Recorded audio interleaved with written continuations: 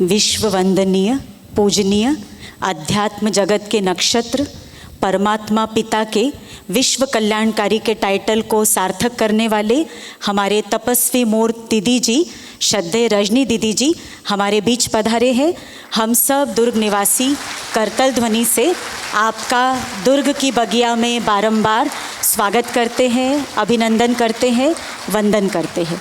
और इसका श्रेय जाता है हमारी श्रद्धेय हेमा दीदी जी को, जो परम तपस्वी दीदी जी को हमारे बीच यहाँ लेकर पधारे हैं। और देखिए, अभी वैसे भी भारत देश में दीपावली का उत्सव चल रहा है, तो ऐसे सुंदर माहौल में स्वयं परम ज्योति शिव बाबा ने हम सब आत्मा रूपी दीपकों में और अधिक ज्ञान घृत को डालने, हम सब के इस चमकते सितारे को और अधिक तेजस्वी बनाने के लिए श्रद्धेय दीदियों को हमारे बीच भेजा है। तो परम ज्योति बाबा का तहे दिल से शुक्रिया अदा करते हुए, वरदानी दीदियों की दृष्टि लेते हुए चलिए हम कुछ पलों के लिए उस सर्वशक्तिवान की मीठी यादों में खो जाते हैं। तो कुछ पलों के लिए प्यारे बाबा की याद में बैठते हैं।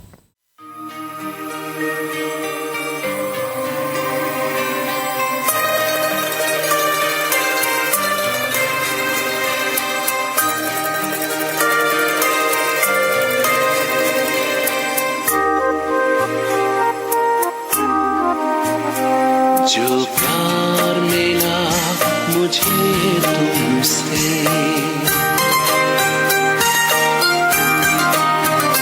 जो प्यार मिला मुझे तुमसे, वर्णन करूं मैं कैसे मुख से।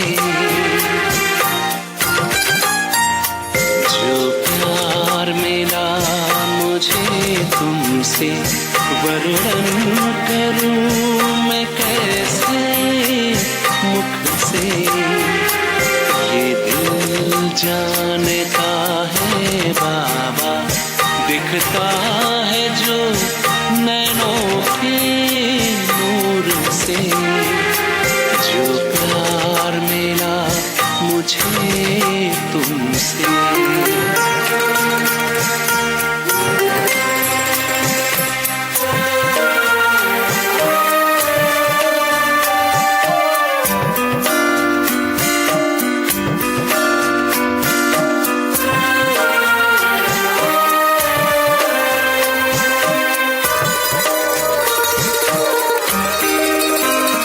मुझको इतना सम्मान दिया, मेरे लाडले कहे दुलार दिया।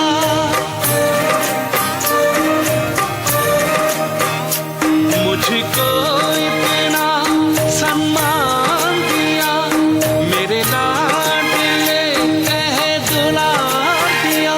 मेरे इन भूलों को माफ किया और गुणों से श्रृंगार किया।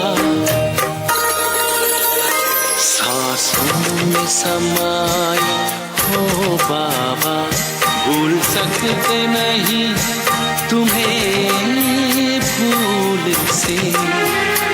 जो प्यार मिला मुझे तुमसे,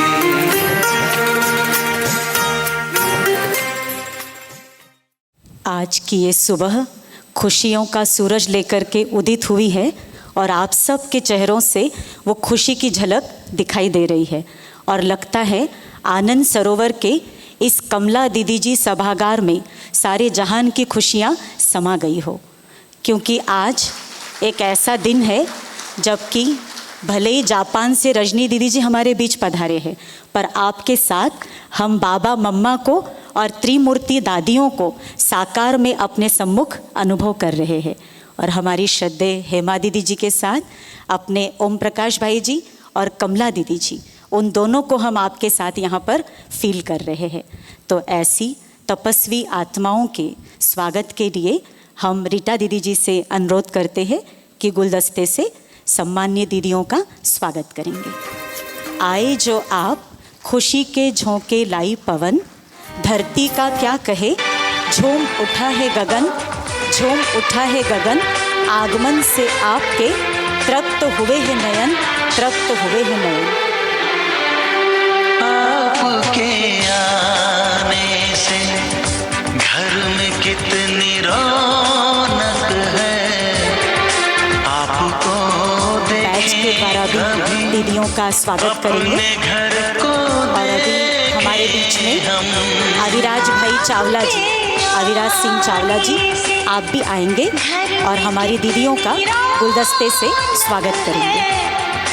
आपको देखे कभी अपने घर को देखे हम खुश हुए, हम खुश हुए, हम खुश हुए, हम खुश हुए, हम खुश हुए, हम खुश हुए।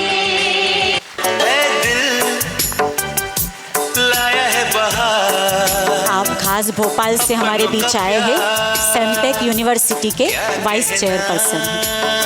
और अभी हम आदरणीय चतुर्भुज राठी जी, आपको भी मंच पर आमंत्रित करते हैं। हमारी दोनों ही दीदियों का शॉल और श्रीफल के द्वारा सम्मान करेंगे। आप दुर्ग में राधा कृष्ण मंदिर समिति के अध्यक्ष हैं और अमर बिल्डर के डायरेक्टर हैं।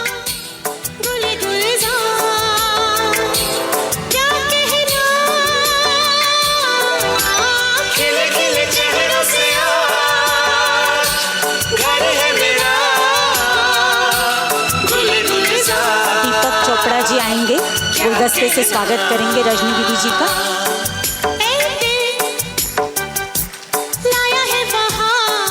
इसके पश्चात RL ठाकुर जी, आप भी आएंगे। मिले हम एजुकेशन डिपार्टमेंट के जॉइंट डायरेक्टर है, आप भी गुलदस्ते के द्वारा दीदी जी का सम्मान करेंगे। जिन्होंने पहना है विश्व सेवा का ताज, जो है शिव बाबा के गले के हार, तो ऐसी फरिश्ता मूरत विभूतियों का तहे दिल से सम्मान है, सम्मान है। और ये सम्मान है इनके त्याग का, तपस्या का, वैराग्य का और इस अध्यात्म के पथ पर निरंतर आगे बढ़ने का, जो पूरे विश्व के लिए एक प्रेरणा है और जो आज के वर्तमान समय समाज की आवश्यकता है। राज दरबार ऐश्वर्य अधिकारियों, ऐश्वर्य अधिकारियों, स्वागत सौ सौ बार। फिर सजा है संगम युग का दिव्य राज दरबार। प्यारे प्रभु के रत्नों का ये प्यारा प्रभु। खुशबू कब तक दूर रहेगी फूलों से, खिलते ही महकेगा ये जहां। परवाना कब तक दूर रहेगा शमा से, मिलते ही जल जाएगा वहाँ। रौनक कब तक दूर रहेगी इस महफिल से, आपके कदमों की आहट से रोशन हुआ ये जहाँ, रोशन हुआ ये जहाँ। तो इन्हीं भावों को नृत्य के माध्यम से प्रस्तुत करने के लिए बाल कलाकार पहुँच रहे हैं। तो इन कुमारियों का भी हम सब करतल ध्वनि से स्वागत करते हैं, स्वागत करते हैं। गीत के बोल है, सभा में रौनक आ गई, रोशन हो गई ये सभा।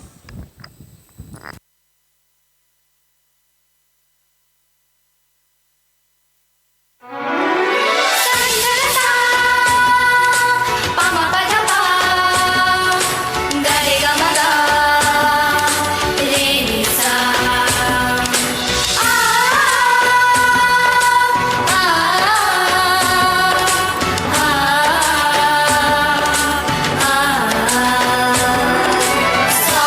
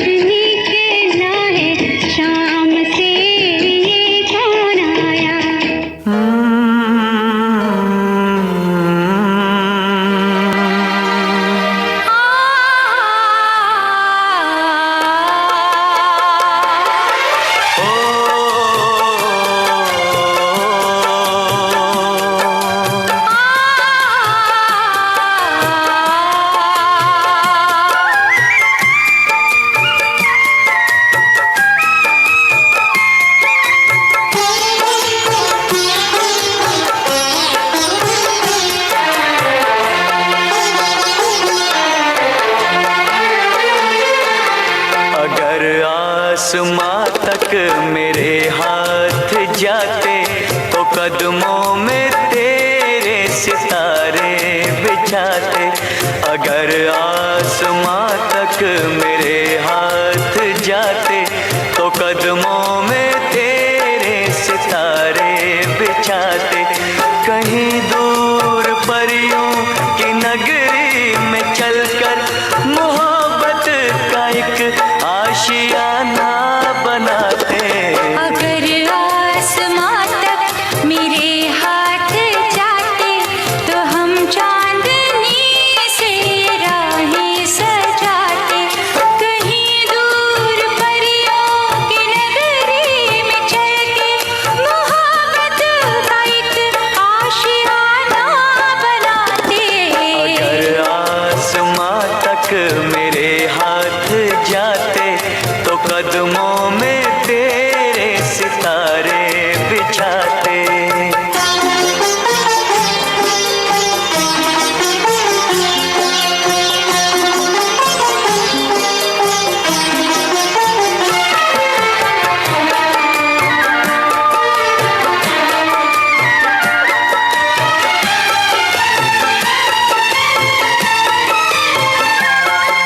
यहाँ पर वहाँ पर बिखेरेंगे कलियाँ, महकती रहेंगी ये फूलों की गलियाँ। यहाँ पर वहाँ पर बिखेरेंगे कलियाँ, महकती रहेंगी ये फूलों की गलियाँ। ये झिलमिल करे रेशमी से नजारे, चलेंगे यहाँ धड़कनों के इशारे। चलेंगे यहाँ धड़कनों के इशारे। तो किरणों का आंगन में पहरा बिठाते। अगर आसमां तक मेरे हाथ जाते।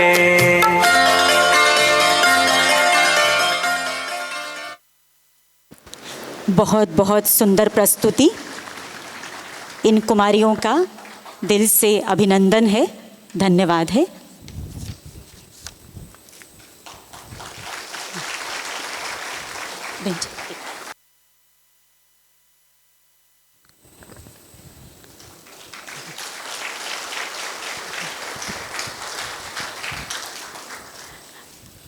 आप तपस्वी दीदियों का ये कुछ पलों का सानिध्य हम सबको एक अनगिनत खुशियों का उपहार देने वाला है, सोए हुए अरमानों को जगाने वाला है और आशीर्वाद की वर्षा से हमारे जीवन की झोली को भरने वाला है।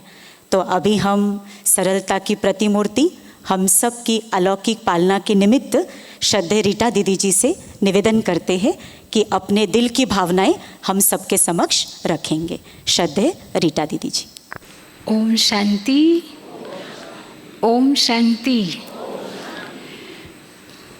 प्यारे बाप दादा की अति लाडले कहें, नूरे रतन कहें, फरिश्ता मूरत कहें, पूरे विश्व में बाबा को प्रत्यक्ष करने वाले कहें, ऐसी महान विभूति जो छत्तीसगढ़ में दुर्ग में प्रथम बार आनंद सरोवर में पधारे हैं। तो ऐसी दिव्यता की प्रतिमूर्ति आदरणीय श्रद्धेय रजनी दीदी का हम बहुत दिल से स्वागत करते हैं, स्वागत करते हैं, स्वागत करते हैं। कमला दीदी और आदरणीय भाई जी के वरदानों से ये आनंद सरोवर निर्मित हुआ है और हम देख रहे हैं जब से निर्माण कार्य चल रहा है तब से विदेश का भी पार्ट दुर्ग के साथ समाया हुआ है। भूमि पूजन सुदेश दीदी जी ने किया, उद्घाटन जयंती दीदी ने, और बीच में थोड़ी बहुत कमी को भरने के लिए संतोष दीदी रशिया, और अब फुल श्रृंगार करने के लिए पधारी हैं आदरणीय रजनी दीदी। तो आज हम सब दिल से श्रद्धा सुमन आपको अर्पित करते हैं कि आप ऐसे ही आते रहें, हमें भरपूर करते रहें और साथ ही साथ हमारी अति मीठी प्यारी सरलता की प्रतिमूर्ति हेमा दीदी जी, जो हमेशा ही दुर्ग के प्रति, हर गेस्ट को लाने के प्रति आप हमेशा ही रहते हैं कि हर कोई दुर्ग में आए। तो ऐसी महानता की धनी हमारी मीठी आदरणीय हेमा दीदी जी का भी हम बहुत दिल से स्वागत करते हैं। और साथ में पधारी हैं रजनी दीदी के साथ माउंट आबू मधुबन यज्ञ से हमारी मीठी संगीता बहन जी, इनका भी हम दिल से स्वागत करते हैं।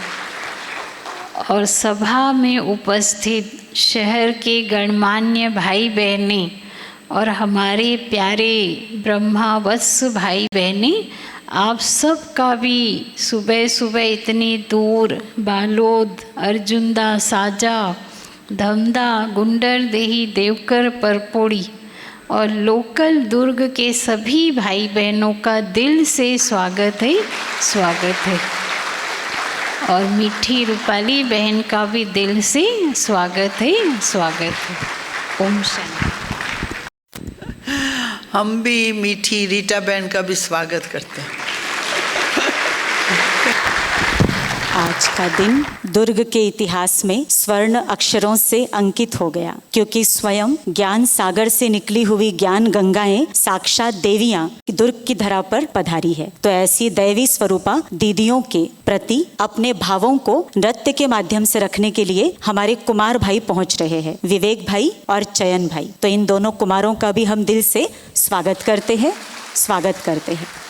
और देखिए, दीदी जी को हम सब मधुबन में देखते थे, यूट्यूब में देखते थे, पर हम सबकी एक ख्वाहिश थी कि आपको रूबरू अपने सम्मुख हम देखें। तो प्यारे बाबा ने आज हमारी वो ख्वाहिश भी पूरी कर दी, और जो साक्षात हम आपके दर्शन पा रहे हैं, आपको सम्मुख देख रहे हैं, तो प्यारे बाबा का भी पुनः पुनः धन्यवाद है। तो लीजिए, प्रस्तुत है दैवी महिमा का नृत्य।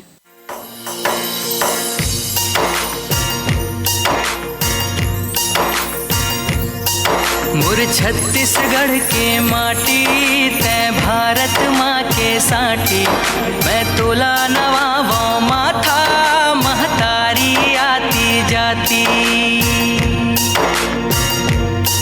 मुर छत्तीसगढ़ के माटी, तै भारत माँ के साटी, मैं तोला नवाबों माथा, महतारी आती जाती।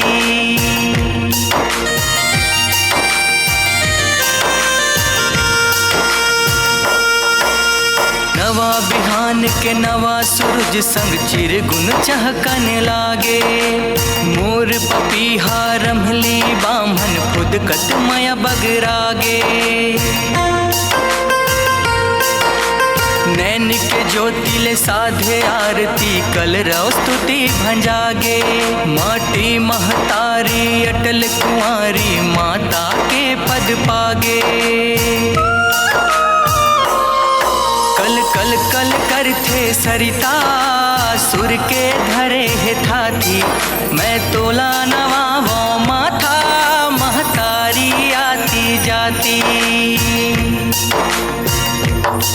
मुर छत्तीसगढ़ के माटी, तै भारत माँ के साटी, मैं तोला नवाबों माथा, महतारी आती जाती।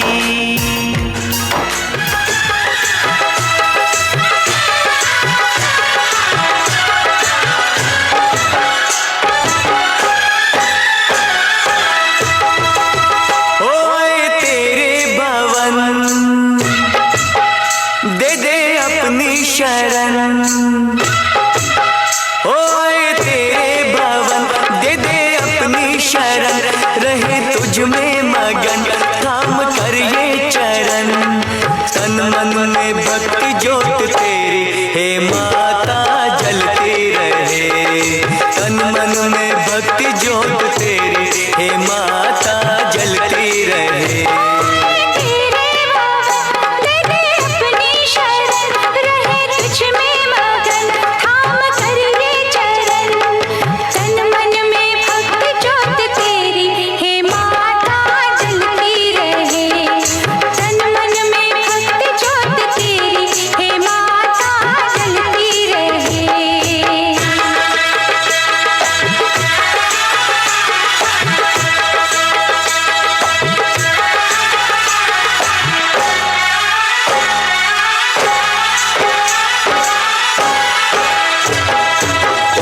उत्सव मनाए, नाचे गाए, उत्सव मनाए, नाचे गाए, चलो मैया के दर जाए।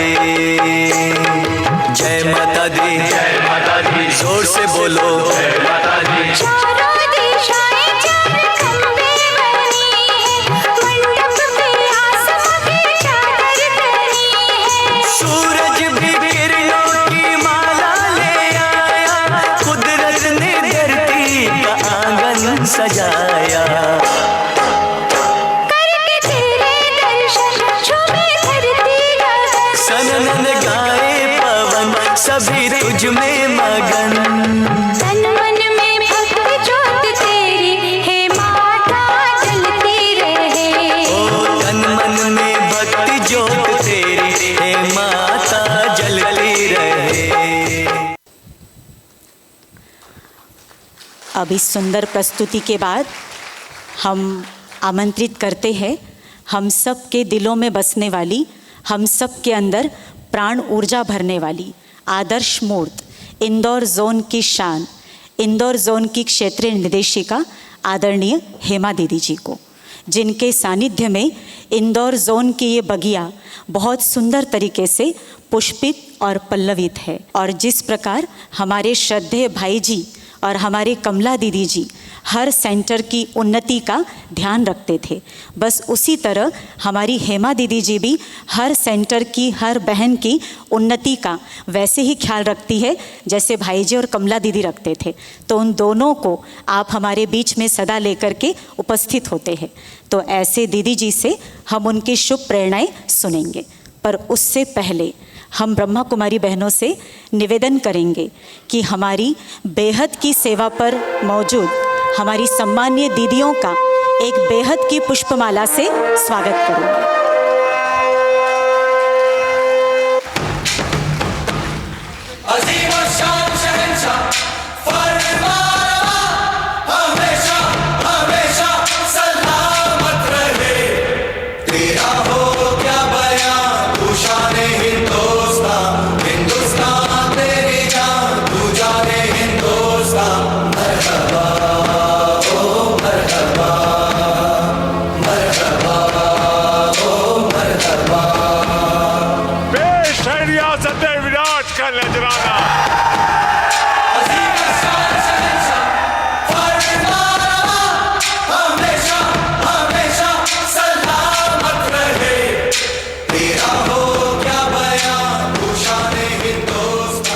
अभी हम आदरणीय हेमा दीदी जी से उनकी शुभ प्रेरणाएं सुनेंगे। ओम शांति। आप सभी को आनंद सरोवर में दिवाली और भाई दूज की ढेर सारी शुभकामनाएं, बधाई और मुबारक। आनंद सरोवर में आप सभी आज बहुत आनंद मना रहे हैं, या कहें आनंद उत्सव में शामिल हुए हैं। सबको आनंद अनुभव हो रहा है ना, खुशी में है ना सभी। सबके भाग्य के फूल आज खिले हुए हैं, क्योंकि आज हमारे बीच कौन आया है? जापान से रजनी दीदी और मधुबन से हमारी संगीता दीदी, है ना। तो हम सब इनका बहुत बहुत हार्दिक स्वागत करते हैं। तो आज हम देखते हैं कि जापान जो ऐसी कंट्री है जहाँ बुद्धिस्ट लोग रहते हैं, वहाँ वो भगवान को मानते ही नहीं। ऐसी कंट्री में जाकर के वहाँ उनको भगवान का परिचय देना, जो गॉड शब्द भी नहीं सुनना चाहते, उनको जाकर भगवान के बारे में समझाना, भगवान से उनका संबंध जोड़ना, आपको क्या लगता है आसान काम है? आसान है? नहीं है। पर वो काम आसान कर दिया है हमारी रजनी दीदी ने। तो आपको रजनी दीदी का संक्षिप्त परिचय सुनाती हूँ कि रजनी दीदी बचपन से ही अपनी माताजी के साथ राजौरी गार्डन दिल्ली में जाया करती थी बाबा के सेंटर पर। और वहाँ पर जब मम्मी के साथ जाती थी तो राजौरी गार्डन में हमारी जो मम्मा है मातेश्वरी जगदम्बा सरस्वती, जिन्हें हम प्यार से मम्मा कहते हैं, वो भी आई थी और उनसे भी आपने मिलन मनाया है, उनसे दृष्टि ली है। वो बहुत छोटी थी उस समय, लेकिन वो अनुभव उनको आज भी मम्मा के वो शक्तिशाली वाइब्रेशन जो दृष्टि द्वारा प्राप्त किए वो आज भी उनको रोमांचित करते हैं। ऐसे ही आप उस छोटे बच्चे के रूप में ही साकार बाबा ब्रह्मा बाबा से भी मिले हुए हैं, उनसे भी वरदानों से झोली भरी है, दृष्टि ली है। और साथ साथ हमारी तीनों त्रिमूर्ति दादियाँ कौन है? एक दादी प्रकाशमणि, दूसरी दादी गुलजार, तीसरी दादी जानकी जी। तीनों के अंग संग रह कर के आपने बहुत गुणों से, शक्तियों से, शिक्षाओं से अपने आप को श्रृंगारा है और उनको फॉलो किया है कई बातों में और अपने जीवन को दिव्य बनाया है। तो आपको उन तीनों दादियों का भी अनुभव है। और वरिष्ठ भाई हमारे जगदीश भाई, क्योंकि दिल्ली में रहते थे, उनसे भी कांटेक्ट में आए, उनके द्वारा आपने ट्रेनिंग भी प्राप्त की। तो साथ साथ निर्वेर भाई मधुबन में, ब्रिजमोहन भाई भी दिल्ली में, ऐसे वरिष्ठ भाइयों के भी आप बहुत नज़दीक रहे हैं।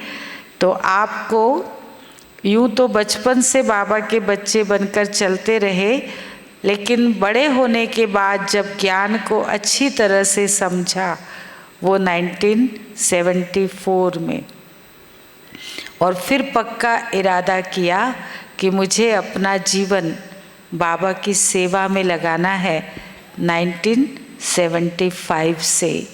तो दादी प्रकाशमणि जी ने आपको कुछ समय दादी गुलजार जी के साथ दिल्ली में ही रहने के लिए कहा। तो आप 4 साल दादी गुलजार जी के साथ दिल्ली में रहे और उसके बाद दादी प्रकाशमणि जी ने आपको लंदन में भेजा 1979 में। तो लंदन में जानकी दादी जी के साथ रही, वहाँ से न्यूजीलैंड, ऑस्ट्रेलिया, लंदन सब दूर सेवाएं की। और 1981 में आपको दादी ने न्यूयॉर्क भेजा। न्यूयॉर्क में हमारी मोहिनी दीदी रहती हैं, जो वर्तमान समय हमारी संस्था की एडिशनल चीफ है। उनके साथ आप रही और वहाँ पर आपने अमेरिका के चारों ओर सेवाएं दी। और इतनी सब सेवाएं विदेश में करते करते आप विदेश में कैसे सेवा की जाती है उससे पूरी तरह अवगत हो चुकी थी और जिम्मेदार बन चुकी थी, सभी बातों की अनुभवी हो चुकी थी। तब दादी ने आपको 1983 में जापान की अलग से सेवा करने को कहा, और वो देश जहाँ की भाषा भी आपको नहीं आती थी और वहाँ के लोग हिंदी नहीं समझते, लेकिन फिर भी आपने दादी को मना नहीं किया कि मैं कैसे जाऊँगी, मैं वहाँ कैसे सेवा करूँगी। आज्ञाकारी बनकर, हिम्मत रखकर, बाबा की मदद साथ में लेकर आप उस जापान के देश में सेवा करने के लिए गई और वहाँ पर आपने सेवा की। आज वहाँ पर कई सेवा केंद्र स्थापित हो गए हैं, रिट्रीट सेंटर बन गए हैं। ये आपकी ही बदौलत है और बाबा की मदद है। आपको एक बात और बताएं कि जापान में सेवा करने में, जैसे यहाँ तो 7 डेज़ का मेडिटेशन कोर्स कराते, लेकिन वहाँ 7 डेज़ में नहीं होता। वो लोग डेली आ नहीं सकते, बहुत काम रहता है उनके पास, वो तो दीदी जी सुनाएंगी। तो वहाँ पर कोर्स करने के लिए 8 महीने लगते हैं। एक व्यक्ति को मेडिटेशन सीखने के लिए 8 महीने लगते, और पक्का बाबा का बच्चा धारणा युक्त बनाने के लिए 8 साल लगते हैं।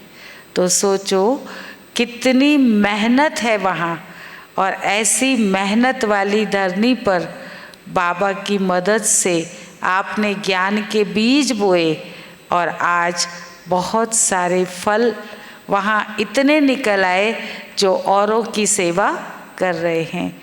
ओम शांति। हेमा दीदी जी का भी दिल से बारंबार धन्यवाद है, धन्यवाद। अब इसके पश्चात हम आमंत्रित करते हैं इस महफिल की शमा, अनुभवों की खान, जिनका जीवन एक खुली किताब है, श्रद्धेय रजनी दीदी जी। आप एक लाइट हाउस के रूप में अध्यात्म के पथ पर लंबे समय से समर्पित है, और आपने वैश्विक स्तर पर सम्मेलनों में, कार्यक्रमों में अपने ओजस्वी वक्तव्य के द्वारा ब्रह्मा कुमारी संस्था का प्रतिनिधित्व किया है। और दीदी जी का जो स्वरूप है वो उनके जीवन की कहानी को कहता है। दीदी जी का जो नूर है वो उनके व्यक्तित्व को बयान करता है। हम आपके लिए सिर्फ यही कहना चाहेंगे, पवित्रता की बहार है, लबों पे मुस्कान है, खुशहाली का मंजर आपकी निराली शान है। आपकी खुशबू को पाता विरला ही भाग्यवान है, विरला ही भाग्यवान है। तो हम वो सब दुर्ग के पद्मापदम भाग्यशाली महान आत्माएं बैठी है, जिनको दीदी जी के ओरा में बैठने का, उनके वाइब्रेशन पाने का सानिध्य मिला हुआ है। तो अब हम ऐसी परम तपस्वी रजनी दीदी जी से अनुरोध करते हैं कि दुर्ग की इस फुलवारी पर अपनी ज्ञान वर्षा से हम सबको अनुग्रहित करेंगे। श्रद्धेय रजनी दीदी जी। थैंक यू रूपाली बहन, बहुत अच्छा आपने परिचय दिया सभी का, और आप सभी को मिलके बहुत खुशी हो रही है कि ये दिवाली का महोत्सव, भैया दूज, बहुत अच्छे अच्छे दिन चल रहे हैं भारत में। तो आपको दिवाली की शुभ मुबारक हो, और भैया दूज की भी। तो पहले तो मैं ये बताऊंगी, 54 में तो दादी जी गए थे जापान, मैं तो 1983 से हूँ वहाँ पर। तो आप सबको पता है ब्रह्मा बाबा ने दादी जी को भेजा था, क्योंकि वहाँ से एक निमंत्रण आया था। वहाँ का निमंत्रण था कि कोई शांति के बारे में बताए। तो एक संस्था है, उन्होंने सोचा ब्रह्मा कुमारी शांति का संदेश देते हैं, तो उन्होंने निमंत्रण दिया था। तो ब्रह्मा बाबा उस समय सोचा दादी जी को भेजूं, प्रकाश मणि को। तो एक टिकट मिली थी संस्था से, जापान से, लेकिन बाबा ने सोचा दूसरी दादी को भी भेजूं, वो रतनमणि दादी। तीसरा एक भाई को भी भेजूं, आनंद किशोर दादा। तो 3 1954 में गए थे, 1954 में जापान में। उस समय हमारी जो ब्रह्मा कुमारी संस्था थी उसमें बैगरी पार्ट था, क्योंकि ब्रह्मा बाबा की सारी धन दौलत 14 साल 300 भाई बहनों को ना उनको पालन पोषण में लग गया। तो उस समय संस्था में बहुत कम खाना, बाजरे की रोटी, लस्सी ऐसे मिलता था। इसको बैगरी पार्ट कहते हैं। उस समय बाबा ने इन बच्चों को जापान भेजा, और वहाँ पर इन्होंने सेवा की और बहुत बहुत बहुत मेहनत की। दादी कहती थी 2.5 किलोमीटर वो पैदल चलती थी, पैसे नहीं थे ना, तो पैदल चलना, दुकान में जाना, परिचय देना, लीफलेट देना। तो एक दुकानदार ने कहा आप हम क्या सेवा कर सकते हैं? तो उसने कहा दादी ने कि हमको ना आप कल्प वृक्ष के पिक्चर छपा दो 5000। उस समय ब्रह्मा बाबा के टाइम 300 ब्राह्मण थे इंडिया में और 12 सेंटर थे, परंतु उनकी दूरदर्शिता दादी जी की बेहद की बुद्धि कि 5000 काम आएंगे सेवा में। तो ब्रह्मा बाबा ने देखा दादी की बुद्धि बहुत बेहद की है, हद का नहीं सोचा कि 300 भाई बहन हैं, 12 सेंटर हैं, चलो 300 छपवा लो, लेकिन 5000 उसने देखा कि विजनरी है दादी जी। तो ब्रह्मा बाबा ने दादी का पार्ट उसकी विशेषता के आधार से, दूरदर्शिता के हिसाब से, बेहद की बुद्धि के हिसाब से सोच लिया कि ये मेरी बच्ची जो है संस्था की चीफ बनेगी, हाँ मुखिया बनेगी। क्यों? क्योंकि इतनी बड़ी बुद्धि उसकी बेहद की बुद्धि है। तो फिर दादी ने 2 साल सेवा की जापान, इंडोनेशिया और सिंगापुर, मलेशिया में भी एक जगह गए थे ये लोग। तो फिर जब वो वापस आए तो बहुत बाबा ने उनका जोर शोर से स्वागत किया था। लेकिन दादी ने हमको एक बात बताई थी। दादी ने कहा जब हम लोग जापान में थे पैसे तो थे नहीं, टिकट के तो ख़त्म हो गए, महंगा देश है, एक टमाटर लो भी 80 रुपए का है, एक गोभी लो वो भी 225 रुपए की है, बहुत महंगा देश है। तो दादी ने कहा कि हम तो चावल खाते थे और एक टमाटर जैसा फल था खाकी, वो खाते थे। तो बाबा को लिखा, बाबा हम तो यही खाते हैं, तो बीमार तो हो गए थे। तो बाबा ने कहा बच्चे ब्रेड खा लो, मशीन की बनी हुई है, खा लो। दादी ने कहा बाबा आप खाते हो क्या मशीन की बनी हुई चीज़ें? बाबा ने कहा नहीं। तो बच्चे कैसे खाएंगे? तो बाबा ने देखा कि ये बच्चे बहुत पक्के धारणाओं पर चलने वाले बच्चे हैं, क्योंकि नहीं तो ऐसी परिस्थिति आती है तो मन में आ जाता है विचार खा लो, लेकिन ऐसी परिस्थिति में भी उन्होंने अपने नियम को पक्का रखा। तो बाबा को बहुत प्यार आया, तो बाबा उनको हर रोज़ एक प्यार का पत्र भेजते थे। वही सच्चा खाना था उनके लिए, प्यार का पत्र। दादी कहती है वो नशा, वो सुख, बस उसी में हम झूमते रहे। और जब वापस आए तो बाबा कहते कि कैसे ये बच्चे शिप से आए थे, ये 5000 पिक्चर्स लेके आए, बहुत सारा गिफ्ट्स लेके आए बाबा के यज्ञ के लिए, बाबा के यज्ञ वत्सों के लिए। तो बाबा ने जैसे कहते हैं ना तो तपस्या से, सेवा से उनको फल दिया। तो उसके बाद हमारा बैगरी पार्ट भी ख़त्म हुआ। तो दादी जी हमेशा जापान की सेवा में आगे रहे, हमारी रत्न मोहिनी दादी भी आगे रहे और आनंद किशोर दादा, ये दोनों बीज तो डाल दिया। फिर बहुत समय के बाद 1980 में कुछ भाई बहन ऑस्ट्रेलिया के भी गए थे वहाँ पर सेवा करने, और लंदन से एक जापानीज बहन को दादी ने भेजा था सेवा उठाने के लिए, और मेरे को भी कहा आप भी जाओ। तो मैं भी चली गई। मैं उस समय न्यूजीलैंड में थी, हांगकांग में थी। दादी ने कहा देखो नया देश है, आप भी जाओ, आप भी सेवा उठाओ, वहाँ सेंटर बनाओ। तो दादी के वरदान शुभ भावनाओं सहित मैं गई थी।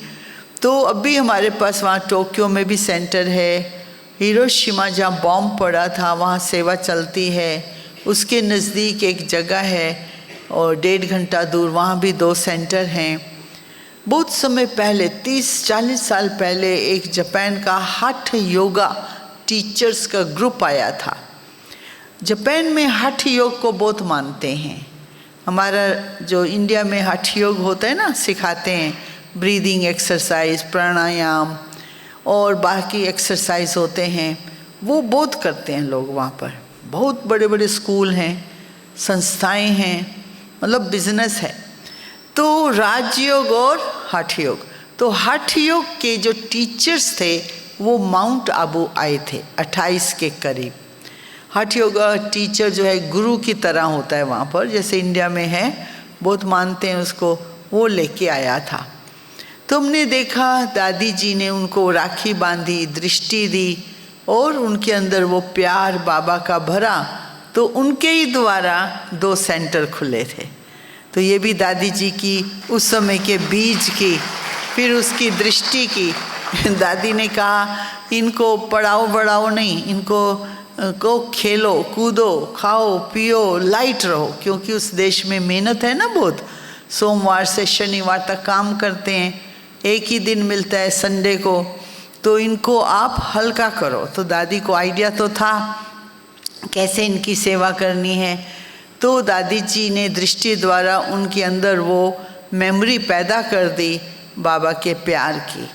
और दूसरा हमने देखा कि जापान में ज़्यादातर जो लोग हैं वो भारत को तो बहुत पसंद करते हैं, तो जो ओरिजिनल चीज़ है भारत की योग, वो भारत के लोगों से सीखना चाहते हैं।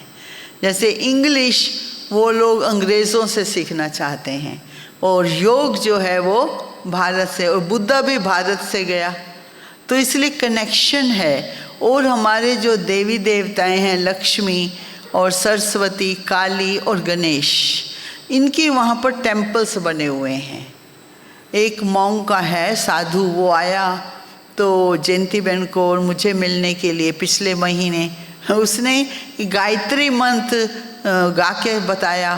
कहते हम तो रोज़ करते हैं ये मंत्र, तो मंत्र भी हमारे हैं वहाँ पर, देवी देवताएं भी पहुँचे हुए हैं वहाँ पर, और उनको भावना भी है भारत के लिए, और हठ योग भी सीखते हैं। तो काफ़ी कनेक्शन है। और पारिवारिक हिसाब से जैसे इंडिया में बड़ा बेटा माँ बाप को देखता है, ऐसे ही वहाँ पर चाहे लड़की हो चाहे लड़का हो, बड़ा हो परिवार में, वो भी माँ बाप को देखता है। तो इस प्रकार से कुछ ना कुछ कनेक्शन है, सिमिलैरिटीज़ हैं और बौद्ध कल्चर में भी। और ये जो बुद्धा का कल्चर है, बुद्धिज़्म, उसमें भगवान को तो नहीं मानते, ना भगवान का नाम लेते हैं, लेकिन कर्म ही पूजा है। हाँ, सफाई रखना, ईमानदारी रखना, एक्यूरेट रहना, डिसिप्लिन में रहना, अथक सेवा करना, जो काम शुरू करते हैं पूरा करना है। वो जो होता है ना ये मैनिपुलेटिंग, बहाने बना करके काम छोड़ देना, वो नहीं है वहाँ पर। वो ये इन लोगों की विशेषता है। ईमानदारी तो बहुत ही विशेषता है। कहीं छाता आपका छूट जाए, छतरी है, तो वो वापस कर देंगे, लेंगे नहीं। ईमानदारी, मैंने दादी जानकी से पूछा था ये क्या होता है, कहती एक भगवान की देन है उनको।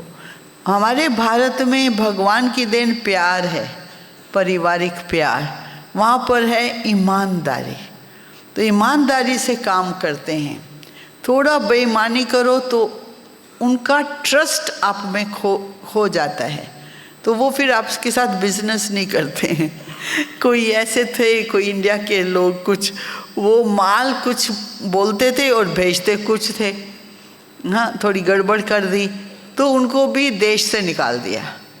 कहते यहाँ पर रहना है तो आप पूरा एक्यूरेट करो, ईमानदारी से चलो, ट्रस्ट से चलो। तो वो ट्रस्ट बनाने में टाइम लगता है। तो इसलिए बाबा का बच्चा बनाने में भी टाइम लगेगा, क्योंकि जब तक ट्रस्ट बैठे, अनुभव हो जाए भगवान का भी।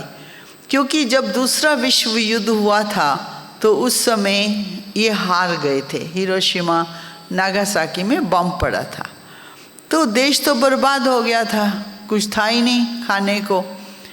फिर इन्होंने मेहनत की थी, 16-16 घंटे डबल जॉब की इन्होंने, ताकि इनका देश उठ जाए। क्योंकि ये देश प्रेमी लोग हैं ना, भगत हैं देश के, हर चीज़ देश। अपना परिवार अपने लिए नहीं है ये, लेकिन देश का नाम हो, तो वो देश के नाम के हिसाब से इन्होंने मेहनत करके देश को ऊंचा तो उठा दिया, लेकिन काम करते करते स्ट्रेस हो गया, तनाव। वो तनाव को दूर करने के लिए ये मेडिटेशन, राजयोग सीखते हैं। दूसरा, इतना काम करते हैं, टाइम ही नहीं परिवार के साथ बैठने का, खाने का, दिल की बात बताने का। इसलिए बाबा के घर आते हैं तो उनको पारिवारिक प्यार मिलता है, इसलिए उनको पसंद है राजयोग। क्योंकि बाबा ने क्या कहा है, विश्व हमारा परिवार है। हाँ, सब जाति पाति से दूर ले गया ना बाबा, हिंदू, बुद्धिस्ट, मुस्लिम सब से दूर ले गया है बाबा।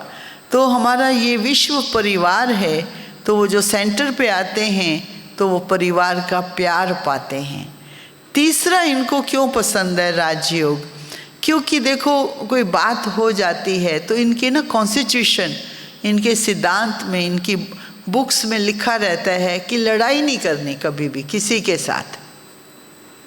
तो कोई बात हो गई, नाराज हो गए तो दिल में रख लेते हैं, बोल नहीं पाते कि तूने गलत किया है, कुछ नहीं बोल पाते। तो अंदर ही अंदर रखेंगे तो क्या होगा, हाँ, कैंसर की बीमारी हो जाएगी, हाँ, खराब फीलिंग्स हैं। तो इसलिए वो फिर क्या करते हैं कि एक दिन गुस्सा कर देते हैं। तो हम लोग राजयोग में उनको कम्युनिकेशन सिखाते हैं। आप अपनी बात रखो, अपना विचार दो, लेकिन कैसे दो वो सीखो। तो ये हम उनको सिखाते हैं कम्युनिकेशन स्किल्स। और साथ साथ में हम उन लोगों को वेजिटेरियन खाना सिखाते हैं ताकि वो वेजिटेरियन भी बने, मेडिटेशन भी सीखें, क्योंकि सब सिखाना पड़ेगा, नहीं तो उनको पता ही नहीं कैसे बनाना है। हाँ, तो दूसरे विश्व युद्ध के पहले तो वो लोग वेजिटेरियन थे, अब उसके बाद तो अभी क्या हुआ है, वो तो फॉलो करते हैं सबको। हाँ, अभी टोक्यो है, टोक्यो में तो बड़ी बिल्डिंग है, न्यूयॉर्क जैसे, स्ट्रेस लगा पड़ा है, भाग रहे हैं लोग, ट्रेन में चढ़ रहे हैं, क्योंकि ये लोग एक्यूरेट है, पंक्चुअल हैं, काम एक्यूरेट चालू करना है। और इस प्रकार से उनके जीवन में ये तनाव बना रहता है। तो फिर वो मेडिटेशन के लिए अभी तो हम लोगों ने ऑनलाइन भी सिखा रहे हैं उनको, हिरोशिमा में, यूनिवर्सिटी में, और भी कई जगह ऑनलाइन में क्लासेस चल रही हैं। कोरोना काल से हमने शुरू किया हुआ है, लेकिन ये है बात कि तनाव तो ज़रूर है, स्ट्रेस तो है। थोड़ा सा भी उसको आप कहेंगे ये एक्स्ट्रा काम करो, वो उछल के इधर हो जाता है, पहले तो तूने ये काम बताया था, अभी तुम एक्स्ट्रा कर रहे हो। इंडिया में फिर भी हम कर लेते हैं, नहीं ठीक है कर लेंगे, बता दो। वहाँ पर नहीं बता सकते, क्योंकि पहले से उनको जो कहा गया वही करना है। थोड़ा सा एक्स्ट्रा हो गया, प्रेशर हो जाता है, स्ट्रेस हो जाता है। तो इसलिए वो लोग ये मेडिटेशन सीखते हैं ताकि इस तनाव से हम दूर हो जाएं। और हम देखते हैं कि बाबा का ज्ञान उनको अच्छा लगता है, लेकिन सबसे बढ़िया चीज़ उनको लगती है योग। सुबह सुबह उठेंगे, स्नान करेंगे और चाय बनाएंगे, मुरली पढ़ेंगे, फिर बैठते हैं अमृत वेला। मालूम है बाबा से शक्ति मिलनी है, बाबा से किरणें मिलनी हैं, ये पालना है हमारी, बहुत सूक्ष्म में बाबा पालना कर रहा है। फिर ज्ञान की मुरली से पालना करता है बाबा, फिर अमृत वेले शांति से वो वाइब्रेशन देता है बाबा। तो वहाँ पर ये बहुत पसंद करते हैं प्रकंपन, क्योंकि योग का मतलब है प्रकंपन। आप शांति, सुख, प्यार, खुशी के प्रकंपन बनाओ। एक प्रकंपन होते हैं गुस्से, मूड ऑफ, है ना, दिल में अच्छी फीलिंग्स नहीं, पता तो चल जाता है इसके प्रकंपन कैसे हैं। राजयोग से हम कौन से प्रकंपन बनाते हैं? हाँ, खुशी के, सुख के। आप बना सकते हो वो प्रकंपन। सूर्य को आप देख नहीं सकते, आप बाहर जाओ, गर्मी को फील तो करते हो ना, उसकी किरणें महसूस करते हैं ना। ऐसे ही शिव बाबा हम इन आँखों से तो नहीं देख सकते, लेकिन शिव बाबा को हम पहचानते हैं, याद करते हैं तो उसके प्रकंपन आने शुरू हो जाते हैं। हवा है, देख नहीं सकते, फील तो करते हैं ना हवा। हाँ, तो ऐसे शिव बाबा के प्रकंपन हम याद द्वारा फील कर सकते हैं। आप सभी करते हैं ना योग, रोज अमृत वेला सभी कर रहे हैं ना, प्रकंपन मिलते हैं ना बाबा के, शक्ति वाले, एनर्जी वाले, तो वो भी उनको भी मिलते हैं, क्योंकि शिव बाबा तो सबका ही पिता है। तो शब्द भगवान हम नहीं यूज़ करते वहाँ, लेकिन सुप्रीम पावर यूज़ करते हैं। शब्द है सुप्रीम पावर, क्योंकि ये लोग पावर में विश्वास करते हैं। आजकल तो कितनी पावर्स है ना, रिद्धि सिद्धि भी पावर है, अकल्ट पावर, ये भी पावर्स हैं, लेकिन ये है स्पिरिचुअल पावर। तो साल में एक दिन 1 जनवरी को ये लोग मंदिर जाते हैं। इनका मंदिर में एक वो बना हुआ है, शिंतो धर्म का एक चित्र, वो निराकार का है। उनको ये नहीं पता कि गॉड है, लेकिन मेमोरी में, मेमोरियल में है इनका एक चित्र बना होता है, उसके आगे ये जाते हैं और ऐसे करते हैं, और 3 बार करते हैं। 3 बार मैंने अभी समझा कि वो ब्रह्मा विष्णु शंकर से कनेक्ट करते हैं, लेकिन उनको पता नहीं है ये सब, लेकिन कुछ ना कुछ यादगार भारत की वहाँ है। और हर साल वो बस एक बार मंदिर जाते हैं, सारा साल नहीं जाते हैं। कोई मरे और जिए उसमें इनका बुद्धिज़्म चलता है, मंत्र चलते हैं, लेकिन भगवान को याद बस एक बार करते हैं 1 जनवरी को। वो भी विशेष, इनका जो न्यू ईयर है ना, बहुत बढ़िया मनाते हैं। और मैंने एक और भी चीज़ देखी इनके नए साल की, पुरानी चीज़ फेंको और नई लो। तो पुराना कुछ लिख करके पेड़ पे बांध के आ जाते हैं, फिर कुछ नई नई चीज़ें खरीद लेते हैं। अच्छे शुकन जो होते हैं ना, अच्छे ओमन्स, हमारे ऊपर अच्छे ओमन्स रहें, उसके लिए कुछ वो नई चीज़ खरीद लेते हैं। एजुकेशन के लिए, हेल्थ के लिए, परिवार के लिए, है ना, कुछ भगवान का कुछ अच्छी चीज़ मिले तो वो उसके लिए कुछ चाबी ले लेंगे, या कुछ ऐसी चीज़ें बनी होती हैं न्यू ईयर की, वो लेते हैं। और साथ में हम लोग एक मेडिटेशन कैफ़े का मतलब है बैठ करके थोड़ा ज्ञान की बातचीत करो, दिल खोलो, लेकिन रिलैक्स होके करो। क्योंकि जब वो देखते हैं ना वाइट क्लोथ्स, वो सोचते हैं हम कल्ट हैं, धर्म है। तो उनके कॉन्स्टिट्यूशन में लिखा हुआ है कि आप धर्म को प्रोपोगंडा नहीं कर सकते, आप नारे लगाओ, बड़े बड़े चित्र लगाओ, वहाँ मना है। आपको यदि भगवान को याद करना है तो आपके जीवन से, आपकी वैल्यू से, आपकी धारणा से पता चले, आपके वाइब्रेशन से पता चले, आपके मन की वृत्ति से पता चले। मतलब सूक्ष्म रूप से आप भगवान को अपने जीवन की वैल्यू से प्रत्यक्ष कर सकते हो, चित्र बनाकर, नारे लगाकर, बातें करके नहीं। ये इनकी एक विशेषता भी है। और अभी देखो उस देश में बड़े बड़े टेक्नोलॉजिकल कितनी चीज़ें बनी हैं, भौतिकता तो बहुत है, भौतिक लाइफ इतने साधन हैं, बहुत ज़बरदस्त साधन है भौतिक। लेकिन जापान ने अभी रियलाइज़ तो किया है कि इतने भौतिक साधन होते हुए खुशी नहीं है। भले कितनी भी सुख सुविधा है, लेकिन अंदर की खुशी नहीं है। तो इसलिए वो खुशी को ढूंढ रहे हैं, अभी वो स्पिरिचुअलिटी की तरफ जा रहे हैं। हाँ, क्योंकि खुशी भौतिकता से नहीं मिलती है, साधनों से नहीं मिलती, साधना से मिलती है, पॉजिटिव सोचने से मिलती है, अच्छे संकल्प करने से मिलती है। तो इसलिए शिव बाबा का जो राजयोग है वो बहुत श्रेष्ठ है। वो केवल हमको पॉजिटिव बनना नहीं सिखाता, परंतु ये जो वातावरण है, जीव जंतु हैं, इंसान हैं, बाबा के प्रकंपन हमारा जो मन है, यंत्र है, वो कैच करके फैलाता है। तो ये पेड़ पौधे सब भी प्योरीफाई हो जाते हैं। इसलिए बहुत ऊंचा योग हम सीख रहे हैं, राज योग, सर्वश्रेष्ठ योग। खाली पॉजिटिव सोचना ये नहीं सोच रहे, हम तो परिवर्तन वाली एनर्जी भगवान से लेते हैं ताकि सब कुछ परिवर्तन हो जाए, हमारी आदतें भी परिवर्तन हो जाएं। तो इस प्रकार से हम लोग उनको राजयोग बताते हैं। क्योंकि अभी तक क्या है, जैसे मैं आपको बता रही थी, लड़ाई झगड़े नहीं होते वहाँ पर। हाँ, दरवाजे खुले रहते हैं, कोई चीज़ें पड़ी हैं कोई नहीं उठाता, ईमानदारी ज़बरदस्त है। अब भी रजो प्रधान है, आगे चल के क्या होगा, कलयुग आएगा तो सही है एक दिन वहाँ पर भी नहीं।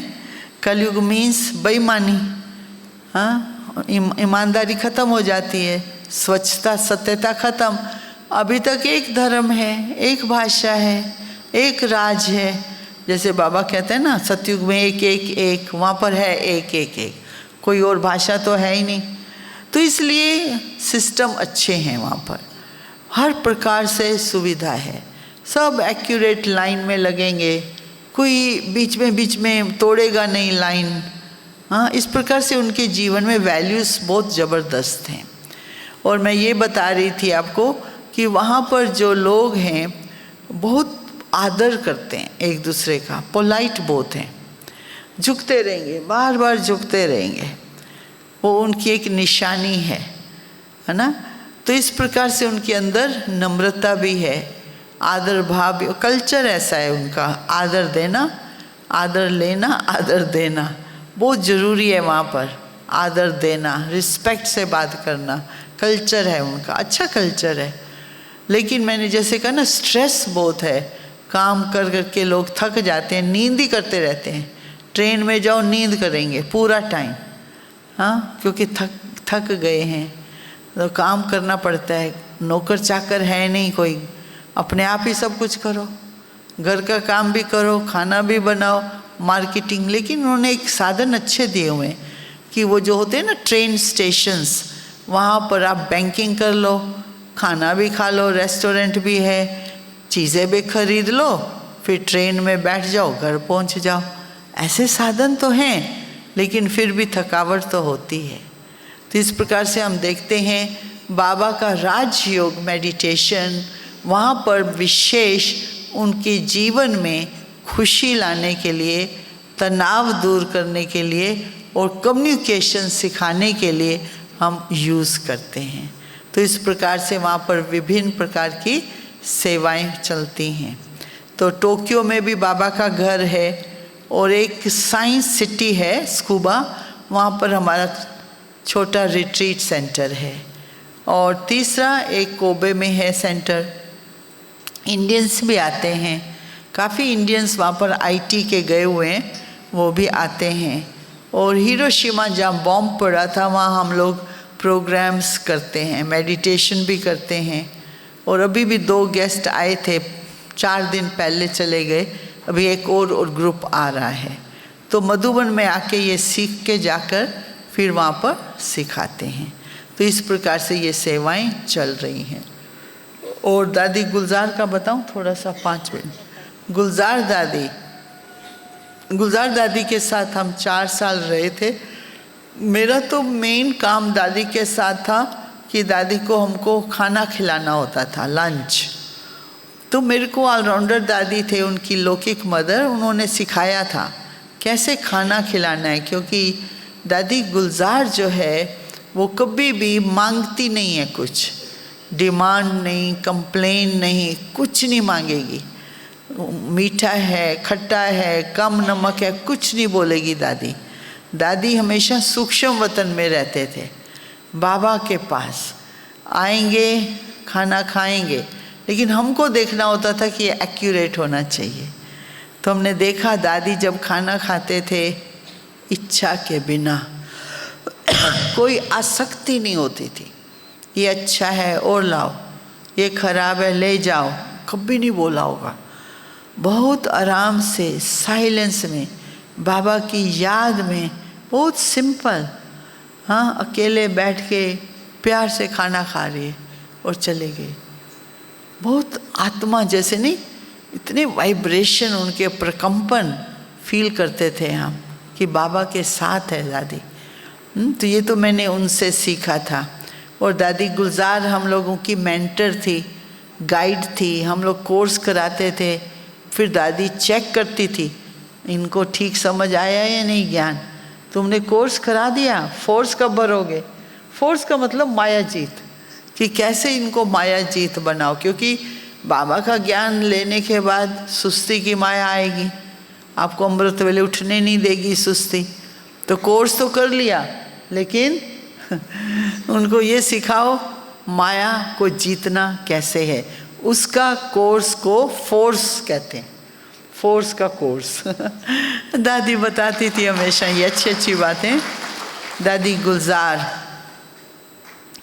बहुत बहुत धारणा युक्त दादी, मीठा बोलना, जेंटल बोलना, बहुत आराम से कहना। मैंने देखा सारे दिन में बस 50 शब्द ही बोलती होगी, ज़्यादा तो बोलती नहीं थी दादी। एक दिन मैं गई दिन में 2:30 बजे छुट्टी लेने के लिए, मैं विदेश जा रही थी, तो उनके कमरे में दादी बैठे थे 2:30 बजे। जैसे मैं एंटर किया मेरे को आश्चर्य अवस्था का अनुभव हुआ, क्या प्रकंपन ऐसे फैले हुए हैं कमरे में। मैंने कहा दादी ये तो योग बाबा की याद में है, प्रकंपन कितने अच्छे हैं, मैं छुट्टी लेने आई हूँ। अच्छा, दृष्टि दी, मैं भी बॉडीलेस, बहुत पावरफुल वाइब्रेशन, मतलब सोने के नहीं, सोने के वाइब्रेशन नींद करने के बहुत डिफरेंट होते हैं। अशरीरी अवस्था, शरीर और आत्मा दोनों अलग हैं, और एकदम प्योर वाइब्रेशन वो मैं फील करती थी दादी से।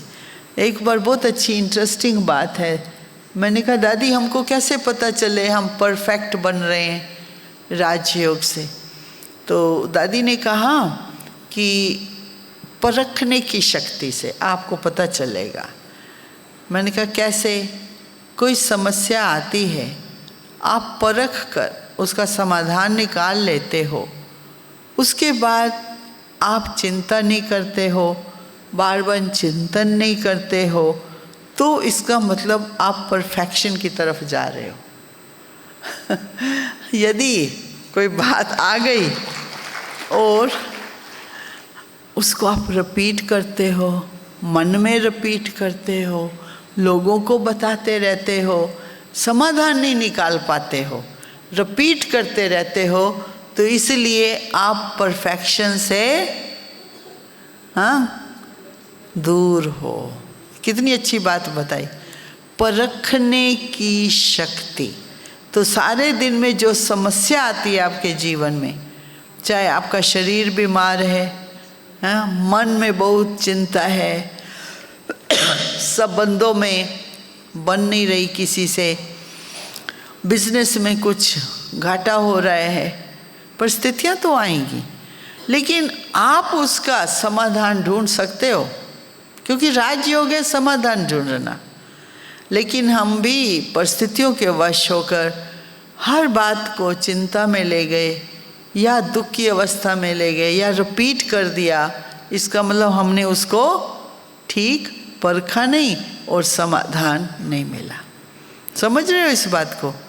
तो सारे दिन में अपनी परखने की शक्ति को यूज़ करना है ताकि समाधान होता रहे। तो मैंने कहा दादी मेरे को बता दो मैं कितना परफेक्ट बनी हूँ। तो मैंने ऐसे पूछ लिया दादी से। मैंने कहा पता तो चले, दादी को तो पता होगा। तो दादी ने कहा 70%। मैंने कहा अच्छा दादी 30% और मेहनत करनी है। हाँ और करो, क्योंकि दादी हमारी गाइड थी। हम उनसे पूछते थे दादी से, दादी हमारे से ये गलती होगी, हम कितने दूर हैं परफेक्शन से, या ये हमारे अंदर अभी वीकनेस है तो हम कितनी दूर हैं। तो दादी साफ बता देती थी अभी इसमें आप मेहनत करो, अभी 70% हुआ है। तो दादी हमेशा कहती थी। तो इसलिए वो दादी हमारे गाइड थे, मेंटर थे। हर साल हम आप अपना चार्ट देते थे ना दादी को, कि दादी ये मैंने किया है, ये है, अभी क्या करना है इस साल। दादी बताते थे इस साल ये पुरुषार्थ करो। तो एक बार दादी ने कहा हम समर्थ बोले। समर्थ समझते हो शब्द? हाँ, व्यर्थ नहीं बोले। हाँ, दादी कहती हम साधारण तो बोले ही नहीं, व्यर्थ बोले नहीं, केवल कौन से शब्द बोले? पावरफुल। कि आप अच्छी आत्मा हो, आप योगी आत्मा हो, आपको भगवान ने चुना। ये शब्द हैं ऐसे जो एनर्जी अच्छी बनाते हैं। अरे तू खराब है, तू बदलेगा क्या? ये कौन से शब्द हैं? हाँ, साधारण या व्यर्थ? श्राप देने वाले। हाँ, तू बदलेगा ही नहीं, श्राप क्यों देते हो? हाँ, तो दादी हमको ये समझाती थी, साधारण नहीं बोलो, व्यर्थ नहीं बोलो, लेकिन हाँ वरदानी बोल दो कि तुम बहुत अच्छे हो, तुम परिवर्तन हो रहे हो, परिवर्तन होते जाएंगे। दादी ने मुझे कहा ना 17%, फिर आगे अभी थोड़ी मेहनत कर लो। दादी ने ये तो नहीं कहा कि नहीं हो। हाँ, तो ये शब्द दादी के बहुत वरदानी थे। तो दादी कहती थी हम लोगों को हर साल नया नया पुरुषार्थ करो। तो इस प्रकार से दादी हम लोगों को गाइड करती थी। हाँ, दादी जानकी हमारी स्ट्रिक्ट टीचर थी। दादी जानकी टीचर है ना, वो तो स्ट्रिक्ट टीचर है, तो उसके सामने आपको कोई गलती नहीं करनी। यदि गलती करेंगे तो वो बुलाएगी आपको। बड़ी उसके अंदर गट था ना बताने का। दादी गुलजार नहीं बताती थी, लेकिन दादी जानकी बुला लेती थी। मैंने एक बार मिस्टेक की होगी कुछ, तो मेरे को पता ही नहीं था मैंने मिस्टेक की है। तो दादी कहती आज रात को मेरे कमरे में आना 10 बजे। तो मैंने कहा ठीक है दादी, आ जाऊंगी, क्योंकि तुमने कोई मिस्टेक की है। मैंने कहा ओके दादी, मैं आती हूँ। तो गुलजार दादी आप भी आना। तो मैंने कहा, तीनों बैठ गए हम। तो दादी जानकी ने मुझे मिस्टेक बताई कि तूने आज ये मिस्टेक की है, बहुत बड़ी मिस्टेक है ये। तो मैंने कहा दादी ओह अच्छा, मुझे नहीं मालूम था दादी, सॉरी। है ना, हम लोग दादी को ऐसे प्यार से सॉरी कर देते थे। फिर दादी हम लोगों को बताती थी ऐसा कभी नहीं करना। और वो कभी कभी नहीं, हम लोग कैजुअल किसी से बात कर रहे होते हैं, तो एक बहन थी, मैंने उसको कह दिया हांगकांग आ जाओ। अभी मेरे को तो पता नहीं थी उसकी पूरी स्टोरी। तो उस बहन ने जाके दादी को कहा रजनी मैंने तो बुला रही है हांगकांग। और दादी ने 2 महीने से मेहनत की थी उसको लंदन बुलाने की, और मैंने दे दिया दूसरा प्रोग्राम। तो दादी ने कहा तुम दूसरे प्रोग्राम देती हो? मैंने कहा दादी मुझे पता ही नहीं था, मैं ऐसे बोला खड़े खड़े आ जाना।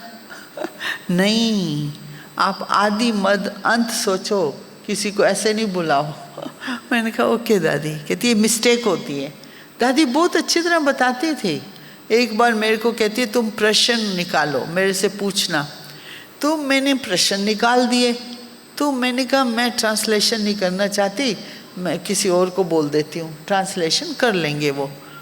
तो मैं स्टेज पे नहीं गई। दूसरी बहन को मैंने कहा तुम चले जाओ ट्रांसलेशन कर दो दादी का। तो दादी कहती तुम्हारी टचिंग पावर नहीं है, कैचिंग पावर नहीं है। हाँ, मैंने कहा दादी मैंने सोचा था टचिंग कैचिंग पावर विनाश के टाइम चाहिए। मैंने कहा दादी ये क्या आप कह रहे हो?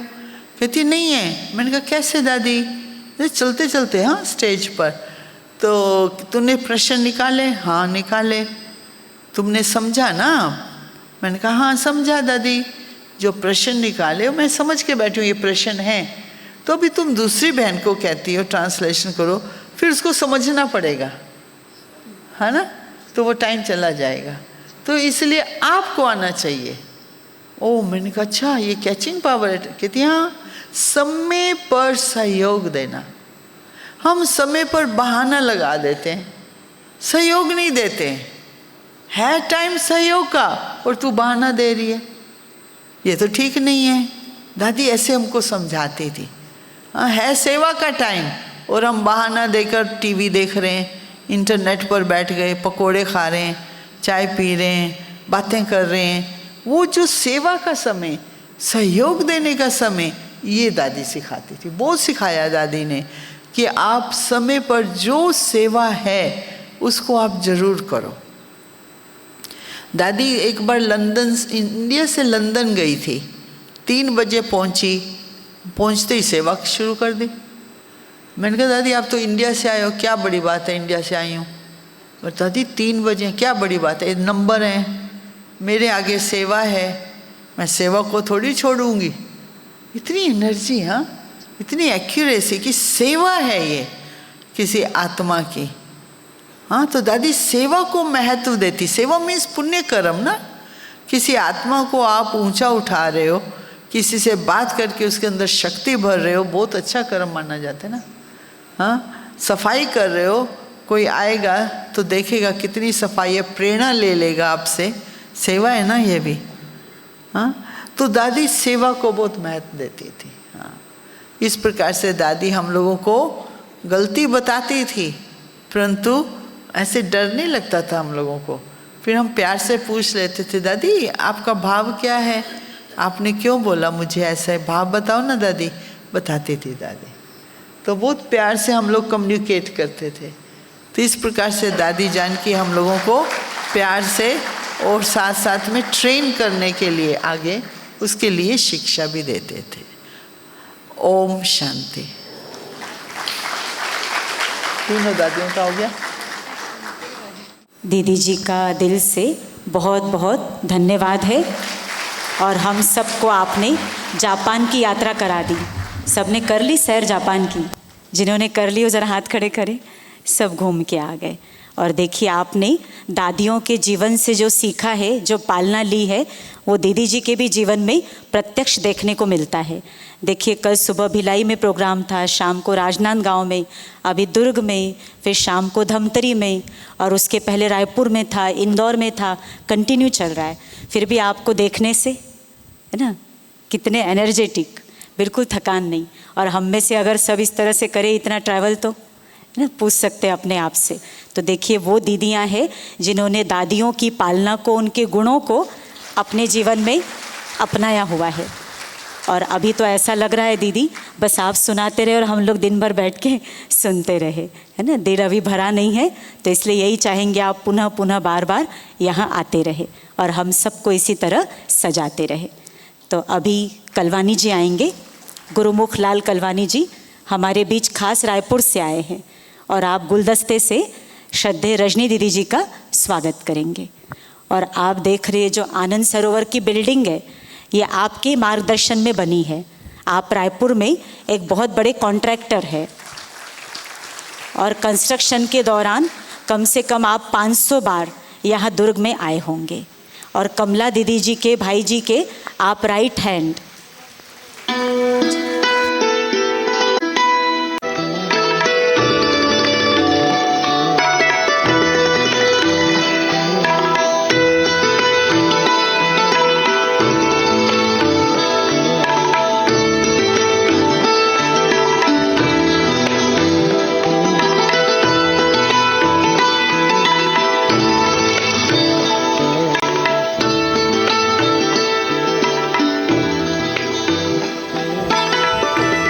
अभी आदरणीय दीदियों के साथ संगीता बहन भी यहाँ पधारे हुए हैं, तो उनसे भी हम अनुरोध करेंगे कि 2 शब्द हम सबके समक्ष व्यक्त करेंगे। और संगीता बहन विगत 20 वर्षों से सेवा में समर्पित है, और आपने ज्ञान सरोवर में दादी मनोहर इंदिरा जी की और डॉक्टर निर्मला दीदी जी की आप सेवा में रहे हुए हैं। और ख़ास आप महाराष्ट्र में भंडारा से हैं, जो अपने दुर्ग से बिल्कुल ही 2 घंटे की दूरी पर है। तो संगीता बहन का भी हम स्वागत करते हैं और उनसे भी हम 2 शब्द सुनना चाहेंगे। ओम शांति। आप सबको भी दिवाली की, भाई दूज की और नए साल की बधाई हो, बधाई हो, बधाई हो। और आप सदा हेल्दी वेल्दी हैप्पीनेस रहे, यही मेरी शुभकामना और शुभ भावना भी हो। मैं मधुबन में जैसे 20 साल से रह रही हूँ, आदरणीय मनोहर दादी और निर्मला दीदी के साथ, तो यही मेरा बड़ा भाग्य है और मैं अपने आप को बहुत भाग्यशाली समझती हूँ। ओम शांति। संगीता बहन का भी दिल से बहुत बहुत धन्यवाद है। तो आप सब भाई बहनों का भी बारंबार शुक्रिया अदा करते हैं, क्योंकि आप ही आज के इस महफिल की शोभा है।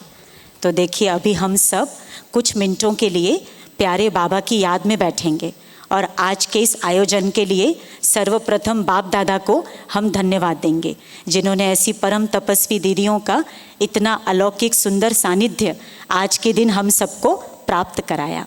और उसके बाद फिर आप सब दीदियों से टोली लेंगे, क्योंकि बोली के साथ साथ हम ब्राह्मणों का टोली पर विशेष अधिकार है।